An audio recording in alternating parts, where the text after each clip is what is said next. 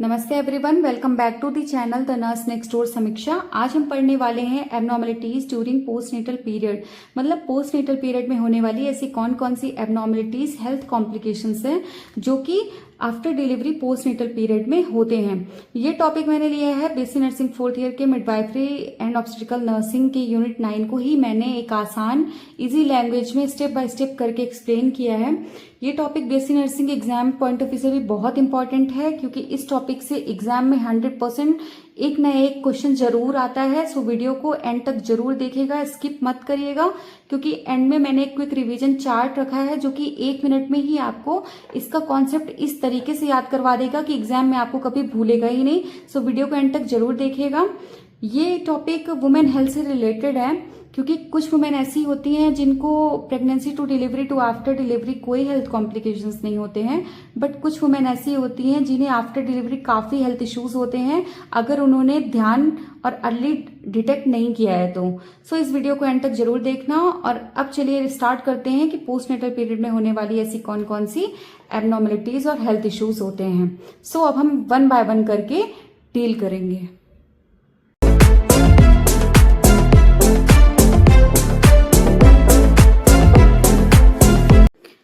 अब हम पढ़ते हैं एबनॉर्मलिटीज ड्यूरिंग पोस्टनेटल पीरियड में पोस्टनेटल पीरियड के बारे में। उसके बाद हम देखेंगे इसके अंदर कौन कौन सी एबनॉर्मलिटीज।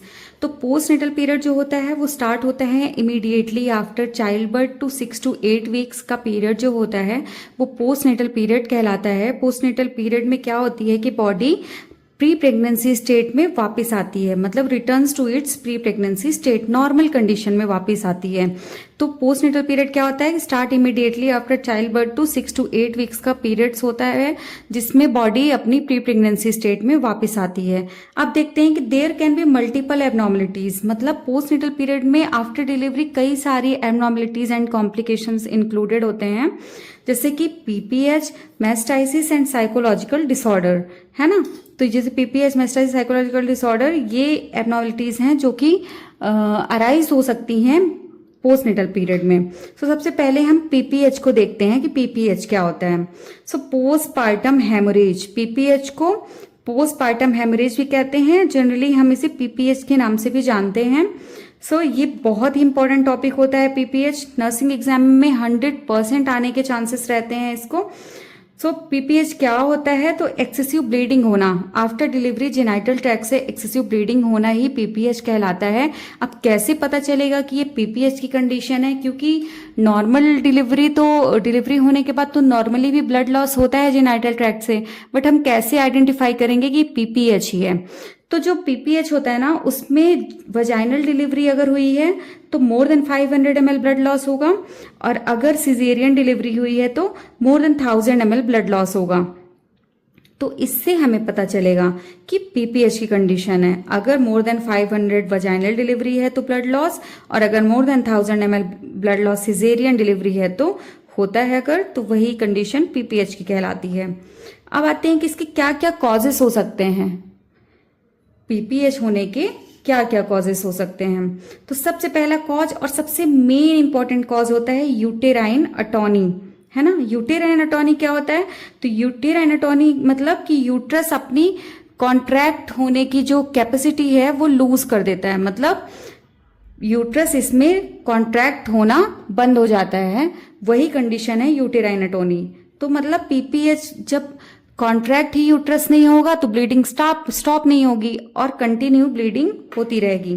सो इसलिए सबसे पहला मेन कारण है यूटेराइन अटॉनी, ये मेन कारण होता है। उसके बाद रिटेन प्लेसेंटा और मेम्ब्रेन, मतलब प्लेसेंटा का कुछ पार्ट अंदर रह गया हो यूट्रस के, है ना, यूट्रस के अंदर प्लेसेंटा का कुछ पार्ट रह गया हो तो वो भी एक कारण बन सकता है पीपीएच होने का।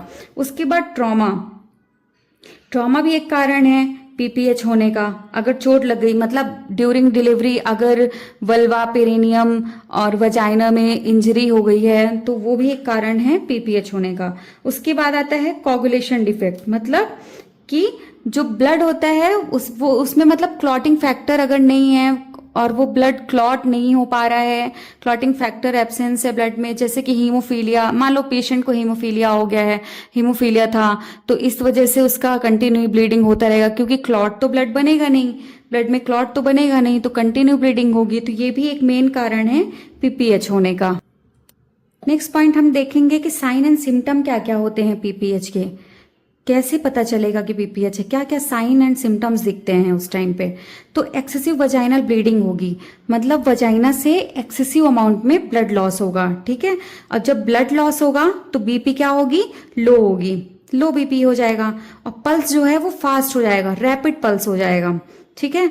उसके बाद क्या होगा कि पेशेंट का रेस्टलेसनेस हो जाएगा, डिजीनेस रहेगा, पेशेंट को थकान रहेगी, है ना, चक्कर आएगा, एनीमिया कॉज हो जाएगा, क्योंकि हैवी अमाउंट में ब्लड लॉस हो गया है तो एनीमिया भी होगा कॉज। आरबीसी काउंट भी लो हो जाएगा, क्योंकि एनीमिया है, ब्लड लॉस हुआ तो आरबीसी काउंट में हीमोग्लोबिन लेवल भी कम होगा, है ना।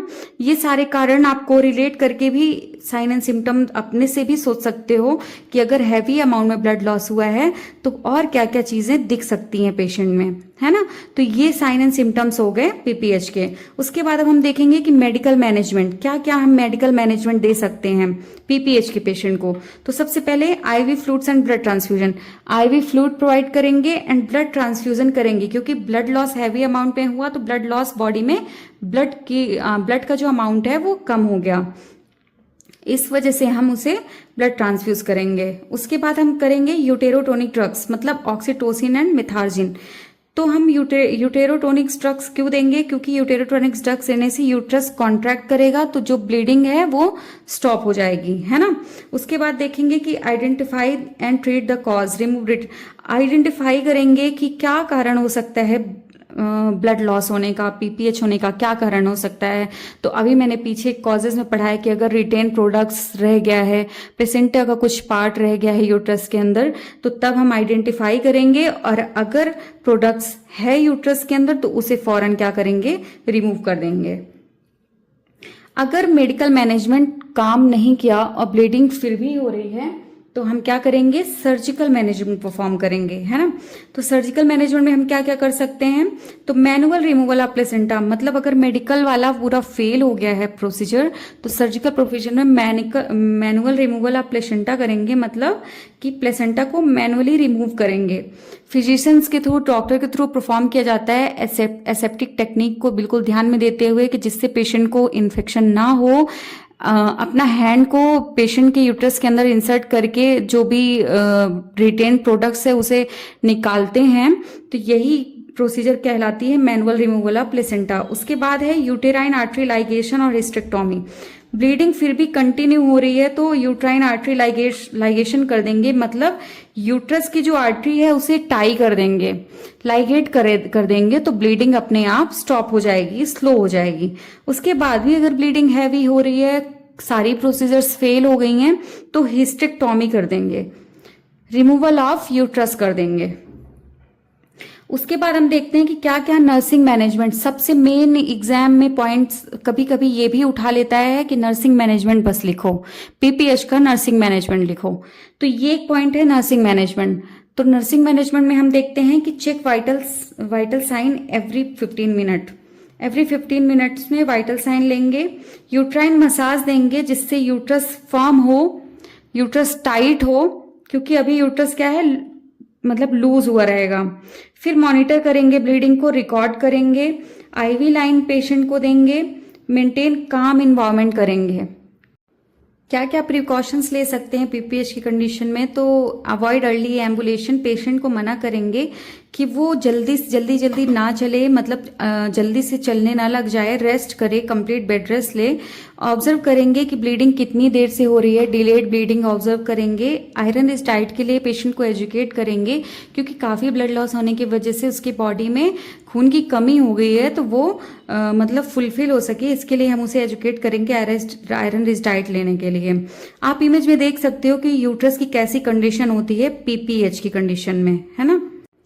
उसके बाद हम पढ़ेंगे puerperal infection, infection of genital tract within 6 week after child birth, मतलब इन्फेक्शन हो जाना जेनाइटल ट्रैक्ट में 6 वीक्स के अंदर अंदर आफ्टर चाइल्ड बर्थ 6 वीक के अंदर अंदर अगर इन्फेक्शन हो गया है तो उसे हम कहते हैं प्यूरपेरल इन्फेक्शन। इसका क्या क्या कारण हो सकता है, क्या कॉजेस हैं? तो पुअर हाइजीन, सबसे मेन कारण जो होता है वो पुअर हाइजीन होता है। उसके बाद रिटेन प्लेसेंटल टिश्यू, जो कि हमने पीपीएच के कॉज में ऑलरेडी पढ़ा है। तो रिटेन प्लेसेंटल टिश्यू अगर इसमें भी अगर रह गया है तो ये भी एक मेन कॉज होता है। उसके बाद प्रोलॉन्ग लेबर, ये भी एक कॉज होता है प्यूरपेरल इन्फेक्शन होने का। मल्टीपल वजाइनल एग्जामिनेशन अगर परफॉर्म हुए हैं पेशेंट पे तब भी प्यूरपेरल इन्फेक्शन हो जाता है। उसके बाद अब हम देखेंगे क्या क्या साइन एंड सिम्टम्स होते हैं प्यूरपेरल इन्फेक्शन में। तो फीवर होता है, पेशेंट को इन्फेक्शन है तो सबसे पहले तो फीवर होगा, चिल्स होगा, फाइल स्मेलिंग डिस्चार्ज होगा। उसके बाद लोअर एब्डोमिनल पेन होगा पेशेंट को। क्या क्या मेडिकल मैनेजमेंट दे सकते हैं? तो एंटीबायोटिक्स देंगे, क्योंकि इन्फेक्शन है तो एंटीबायोटिक्स फिजिशियन देते हैं। एंटीपायरेटिक्स देंगे क्योंकि फीवर आ रहा था, हमने ऑलरेडी पढ़ा साइन एंड सिम्टम्स में। मेंटेन हाइड्रेशन, पेशेंट को एजुकेट करेंगे कि proper plaintiff liquid diet fluid ले, है ना। हाइड्रेशन को हम मेंटेन करेंगे। क्या क्या सर्जिकल मैनेजमेंट होगा प्यूरपेरल इन्फेक्शन में? तो ड्रेन एब्सिस इफ फॉर्म्ड, अगर एब्सिस फॉर्म हो गया है ना, तो उसे हम ड्रेन करेंगे। और अगर रिटेन प्रोडक्ट्स यूट्रस के अंदर था तो उसे डीएनसी करेंगे, डायलिटेशन एंड क्यूरिटीज, ठीक है, रिमूव करेंगे। रिमूव रिटेन प्रोडक्ट्स को हम, मतलब रिटेन प्रोडक्ट्स जो था उसे रिमूव कर देंगे। उसके बाद क्या नर्सिंग मैनेजमेंट दे सकते हैं हम? तो maintain personal hygiene, change pads frequently, pads को फ्रीक्वेंटली ही चेंज करते रहना है।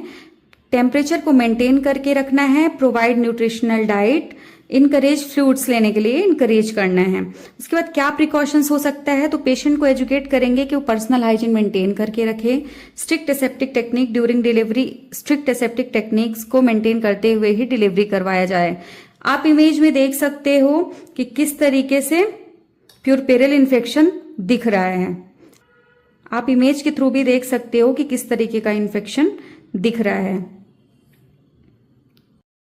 अब हम पढ़ेंगे मैस्टाइसिस क्या होता है, क्या कंडीशन होती है। तो इन्फ्लामेशन ऑफ ब्रेस्ट टिश्यू, अगर ब्रेस्ट टिश्यू में इन्फ्लामेशन हो गया है, यूजुअली किस में होता है? ब्रेस्ट फीडिंग मदर में होता है, ठीक है। तो inflammation of the breast tissue is known as mastitis, ठीक है, usually in breast feeding mother. क्या कॉजेस हो सकते हैं? तो ब्लॉक्ड मिल्क डक्ट, अगर मिल्क डक्ट ब्लॉक्ड है तो ये एक मेन कॉज होता है, ठीक है, मिल्क सिक्रेट नहीं होगा। क्रैक निप्पल, अगर निप्पल में क्रैक्ड है। इम्प्रॉपर ब्रेस्ट फीडिंग टेक्निक्स अगर फॉलो की गई हैं, कभी कभी मदर को नहीं मालूम होता है कि ब्रेस्ट फीड किस किस टेक्निक से कराया जाए, तो उस टेक्निक्स को भी अगर मदर फॉलो नहीं करती है तो ये कारण भी बन सकता है मैस्टाइसिस होने का। क्या साइन एंड सिम्टम्स होते हैं, क्या क्या लक्षण होते हैं मैस्टाइसिस में? तो स्वेलिंग होगा ब्रेस्ट में, पेन रहेगा, पेन की वजह से फीवर भी आएगी, टेंडरनेस भी रहेगा, ठीक है। ये सारी चीजें, मतलब छूने से भी दर्द होगा, ये सारी चीजें जो होंगी वो मैस्टाइसिस के पेशेंट में देखने को मिलती हैं। क्या मेडिकल मैनेजमेंट होगा? तो क्योंकि इन्फेक्शन और इन्फ्लामेशन है तो एंटीबायोटिक देंगे, एनाल्जेसिक देंगे जिससे पेशेंट को पेन में रिलीफ मिल सके, वार्म कंप्रेस देंगे, ठीक है, वार्म कंप्रेस देंगे जिससे उसको पेन में रिलीफ मिल सके, स्वेलिंग में रिलीफ मिल सके। क्या मेडिकल मैनेजमेंट के बाद हम ये देखेंगे कि क्या सर्जिकल मैनेजमेंट इसमें प्रोवाइड किए जाते हैं। तो incision and drainage if abscess develop, अगर मिल्क डक्ट क्योंकि ब्लॉक थी तो एब्सिस होने के चांसेस हैं, तो इंसीजन करके ड्रेन करेंगे जो भी एब्सिस बन गया था ब्रेस्ट के अंदर। उसके बाद इसमें क्या नर्सिंग मैनेजमेंट दे सकते हैं? तो encourage breast feeding, breast feeding को इनकरेज करेंगे, वार्म कंप्रेस करेंगे, बिफोर फीड वार्म कंप्रेस देंगे, आफ्टर फीड कोल्ड कंप्रेस देंगे जिससे पेशेंट को रिलीफ मिले स्वेलिंग, पेन और उसमें रेडनेस में। Support breast with firm bra, patient को एजुकेट करेंगे कि वो मतलब ब्रेस्ट फर्म ब्रा का यूज करें, है ना, लूज ब्रा का यूज ना करें।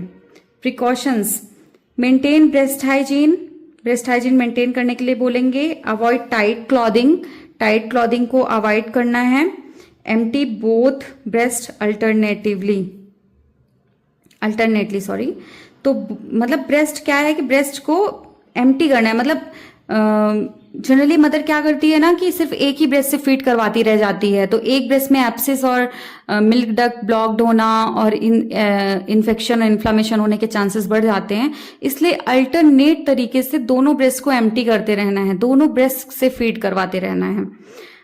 आप डायग्राम में देख सकते हो एक नॉर्मल ब्रेस्ट और एक एब्सिस ब्रेस्ट का क्या कंडीशन होती है, कैसा दिखता है, ये मैंने दोनों में डिफ्रेंशिएट करके दिखाया है, तो आप डायग्राम में बिल्कुल देख सकते हो। अब हम देखेंगे अगला कॉम्प्लिकेशंस कौन कौन सा होता है एबनॉर्मलिटीज ड्यूरिंग पोस्टनेटल। तो साइकोलॉजिकल डिसऑर्डर, ये भी एक कॉम्प्लिकेशंस होती है जिसमें इमोशनल डिस्टर्बेंस होता है आफ्टर चाइल्ड बर्थ। मदर में इमोशनल डिस्टर्बेंस हो जाता है ड्यू टू किसके कारण, हार्मोनल एंड साइकोलॉजिकल कॉजेज की वजह से इमोशनल डिस्टर्बेंस हो जाते हैं आफ्टर चाइल्ड बर्थ। यही कंडीशन कहलाती है साइकोलॉजिकल डिसऑर्डर, जिसके 3 मेन टाइप्स होते हैं, पोस्टपार्टम ब्लूज, पोस्टपार्टम साइकोसिस एंड पोस्टपार्टम डिप्रेशन। कभी कभी एग्जाम में ना साइकोलॉजिकल डिसऑर्डर बस करके आ जाता है, या तो सिर्फ ये आ जाएगा कि पोस्टपार्टम ब्लूज क्या है, डिप्रेशन क्या है, साइकोसिस क्या है, सिर्फ यही क्वेश्चन बस पूछ लेता है। तो चलिए समझते हैं पोस्टपार्टम ब्लूज क्या होता है। तो पोस्टपार्टम ब्लूज जो होता है वो डिलीवरी के 2 या 3 दिन बाद मूड स्विंग्स होना, रोना या इरेटिबिलिटी जब माँ में प्रेजेंट होती है, तो वही कंडीशन पोस्टपार्टम ब्लूज कहलाती है। पोस्टपार्टम जो साइकोसिस होता है उसमें क्या है कि ये सीवियर मेंटल इलनेस होती है, इसमें कंफ्यूजन रहेगा, हेलुसिनेशन प्रेजेंट रहेगा, है ना, सुसाइडल थॉट्स आएंगे मदर में, इरेटिबिलिटी रहेगी, आइसोलेट रहेगी बेबी से, फैमिली से, यही सारे सिम्टम्स इसमें देखने को मिलते हैं।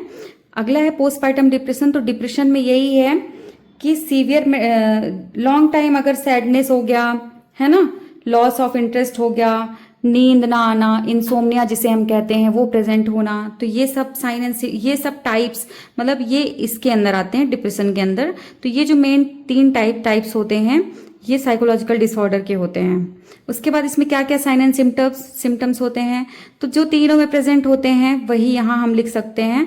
तो मूड स्विंग्स रहेगा पेशेंट का, क्राइंग रहेगी, रोती रहेगी, इंटरेस्ट लॉस हो जाएगा, इंसोम्निया जो मैंने पहले ही बताया, सुसाइडल थॉट्स भी आएंगे, सैडनेस रहेगी, है ना, बेबी को फीड नहीं कराएगी, इग्नोर करेगी बेबी को, है ना, जो मदर और बेबी का बॉन्ड है वो शेयर नहीं करेगी। अगला है मेडिकल मैनेजमेंट। हम इसका क्या देखते हैं, तो माइल्ड एंटी डिप्रेसेंट देते हैं, ठीक है, एंटी डिप्रेसेंट मेडिकेशन हम प्रोवाइड करते हैं, साइकोथेरेपी भी देते हैं, है ना, पेशेंट को साइकोथेरेपी भी देते हैं। फिर इसके बाद क्या इसका नर्सिंग मैनेजमेंट है, तो प्रोवाइड इमोशनल सपोर्ट, पेशेंट को इमोशनल सपोर्ट प्रोवाइड करेंगे। कभी कभी अटेंडर फिर सोचते हैं ना कि चलो इसको ये हो गया है वो हो गया है तो हम ध्यान नहीं देंगे, ये तो रो रही है, इरिटेट हो रही है तो हम खुद इसके पास नहीं जाएंगे। नहीं, हमें ऐसा नहीं करना है। ऐसी मदर को आइडेंटिफाई करना है और उसे काउंसलिंग देना है, और तो और उसको इमोशनल सपोर्ट भी प्रोवाइड करना है। इनकरेज रेस्ट के लिए इनकरेज करेंगे। फैमिली काउंसलिंग, फैमिली की भी काउंसलिंग करेंगे कि ऐसे पेशेंट के साथ आपको कैसे रहना है, कैसे डील करना है। आइसोलेशन को अवॉइड करेंगे, पेशेंट को हम इंश्योर रहेंगे कि पेशेंट अकेला ना हो, है ना, क्योंकि सुसाइडल थॉट्स भी आते हैं पेशेंट को ऐसी कंडीशन में, इसलिए हमें ध्यान देना है कि वो आइसोलेट ना हो। आप डायग्राम में देख सकते हो कि कैसे मदर मतलब सैड दिख रही है, आइसोलेट हो रखी है। लास्ट पॉइंट अब हम देखते हैं सब इन्वोल्यूशन ऑफ यूट्रस, ठीक है। सब इन्वोल्यूशन ऑफ यूट्रस क्या होता है, तो जो यूट्रस जब अपनी नॉर्मल प्री प्रेगनेंसी स्टेट में वापस चला जाता है, नॉर्मल प्री प्रेगनेंसी कंडीशन में, नॉर्मल कंडीशन में चला जाता है और फंक्शन करने लगता है, तो उसे इन्वोल्यूशन प्रोसेस कहते हैं। बट अगर यूट्रस वहीं पे फेल हो जाए और अपनी नॉर्मल साइज में नहीं पहुंच पाए, नॉर्मल कंडीशन में नहीं पहुंच पाए, फेल हो जाए, तो वही कंडीशन कहलाती है सब इन्वोल्यूशन ऑफ यूट्रस, मतलब failure of uterus to returns to normal size after delivery, ठीक है। ये प्रोसेस कहलाती है सब इन्वोल्यूशन ऑफ यूट्रस। इसके क्या कारण, क्या कॉजेस हो सकते हैं, तो रिटेन प्रोडक्ट्स, अगर यूट्रस के अंदर प्रोडक्ट्स रिटेन रह गया हो, अंदर ही रह गया हो, इन्फेक्शन हो गया हो, ठीक है, इन्फेक्शन भी एक कारण है। Over distension of uterus, uterus over distances हो, यूट्रस में सूजन हो, स्वेलिंग हो, ठीक है। इसका मेन एक कारण ये भी होता है कि अगर सिजेरियन डिलीवरी हुई रहती है तो उसमें भी यूट्रस जो है वो नॉर्मल कंडीशन में काफ़ी टाइम लेता है वापस जाने में। इसका क्या साइन एंड सिम्टम्स होता है? प्रोलॉन्ग लोकिया, मतलब लंबे समय तक डिस्चार्ज होगा, वजाइनल डिस्चार्ज होगा। सॉफ्ट लार्ज यूट्रस, यूट्रस का साइज लार्ज रहेगा, सॉफ्ट फील होगा, बॉगी फील होगा, बैक एक होगा, पेशेंट को बैक में पेन होगा। मेडिकल मैनेजमेंट में हम देखते हैं कि ऑक्सीटोसिन देंगे, ड्रग्स, मेथार्जिन और एंटीबायोटिक्स देंगे अगर इन्फेक्शन की वजह से हुआ है तो। ठीक है, उसके बाद नर्सिंग मैनेजमेंट देखते हैं कि monitor uterine size daily, patient का जो यूट्राइन साइज है वो मॉनिटर करेंगे, जिसे हम एब्डोमिनल गर्थ कहते हैं, वो हम डेली मॉनिटर करेंगे। इनकरेज ब्रेस्ट फीडिंग के लिए इनकरेज करेंगे, जो कि स्टिमुलेट करता है इन्वोल्यूशन को। ठीक है, इसलिए कहते हैं कि माँ प्रॉपर ब्रेस्ट फीडिंग कराए, time to time breast feed कराए, क्योंकि वो उसकी नॉर्मल प्री प्रेगनेंसी कंडीशन में एक ब्रेस्ट फीडिंग भी बहुत बड़ा फैक्टर है जो कि उन्हें ले जाता है वहां तक। रेस्ट को प्रोवाइड करेंगे, प्रोवाइड रेस्ट, पेशेंट को प्रॉपर रेस्ट प्रोवाइड करेंगे। आप डायग्राम में देख सकते हो कि नॉर्मल यूट्रस और सब इन्वोल्यूशन ऑफ यूट्रस कैसा दिखता है ना, दोनों में कितना डिफरेंस होता है। तो चलिए अभी क्विक रिवीजन कर लेते हैं। तो जो पोस्टनेटल पीरियड में जो मेजर एबनॉर्मलिटीज एंड कॉम्प्लिकेशंस होते हैं उन्हें मेनली हम 4 पार्ट में डिवाइड करते हैं। पहला फिजिकल कॉम्प्लिकेशन, दूसरा साइकोलॉजिकल कॉम्प्लिकेशन, तीसरा यूरिनरी एंड बॉवेल इशू, चौथा अदर कॉम्प्लिकेशंस। तो फिजिकल कॉम्प्लिकेशन में क्या क्या होता है? तो पीपीएच, जिसे हमने पहले पढ़ा, एक्सेसिव वजाइनल ब्लीडिंग होना, है ना, एक्सेसिव वजाइनल ब्लीडिंग होना। उसके बाद दूसरा इन्फेक्शन, मतलब डिलीवरी के बाद क्या होता है कि इन्फेक्शन होने लगता है वजाइना, यूट्रस, यूरिनरी ट्रैक्ट में, इन सब में ना इन्फेक्शन हो जाता है। और सिम्टम्स में वही है कि foul smelling, vaginal discharge, pain रहेगा, लोकिया रहेगा, ये सारी चीज़ें। उसके बाद ब्रेस्ट इंगॉर्जमेंट, तो ब्रेस्ट इंगॉर्जमेंट मतलब ब्रेस्ट में पेन, स्वेलिंग, ये सब रहेगा अगर मिल्क ओवरफिल्ड, ठीक है, ओवरफिल हो जाए तो वो ब्रेस्ट इंगॉर्जमेंट हो जाता है। उसके बाद देखते हैं साइकोलॉजिकल कॉम्प्लिकेशंस, तो ब्लूज, डिप्रेशन एंड साइकोसिस, जो कि हमने पहले ही पढ़ लिया। उसके बाद देखते हैं यूरिनरी एंड बावेल इशू, तो यूरिनरी इनकॉन्टिनेंस एंड रिटेंशन होता है। इनकॉन्टिनेंस एंड रिटेंशन मतलब कि जो डिलीवरी के बाद जो ब्लैडर होता है ना वो वीक हो जाता है, कभी यूरिन रुकता है तो कभी यूरिन आता ही नहीं है, तो यही कंडीशन इनकॉन्टिनेंस एंड रिटेंशन कहलाती है। अगला है अदर कॉम्प्लिकेशन, अगला कॉम्प्लिकेशन से फटीग, क्योंकि एक्सेसिव ब्लड लॉस हो जाता है तो फटीग होगा, न्यूट्रिशनल डिफिशिएंसी होगा, क्योंकि डाइटरी पैटर्न पूरा चेंज ही हो जाता है ड्यूरिंग प्रेगनेंसी। तो यही कंडीशन जो है वो कहलाती हैं सारी पोस्टनेटल एबनॉर्मलिटीज, जिन्हें हम 4 पार्ट में मैंने डिवाइड किया, आपने देखा, और इसका क्विक समराइजेशन भी हो गया है। सो इसका मेन फोकस होना चाहिए अर्ली डिटेक्शन और प्रॉपर केयर। अगर आपको वीडियो हेल्पफुल लगा हो तो लाइक जरूर करें। ऐसे हैंड रिटन नोट्स के लिए, इजी एक्सप्लेनेशन के लिए चैनल को सब्सक्राइब करना मत भूलिएगा। मिलते हैं नेक्स्ट वीडियो में एक और इम्पोर्टेंट नर्सिंग टॉपिक के साथ। सो तब तक के लिए थैंक यू, स्वस्थ रहिए, मस्त रहिए।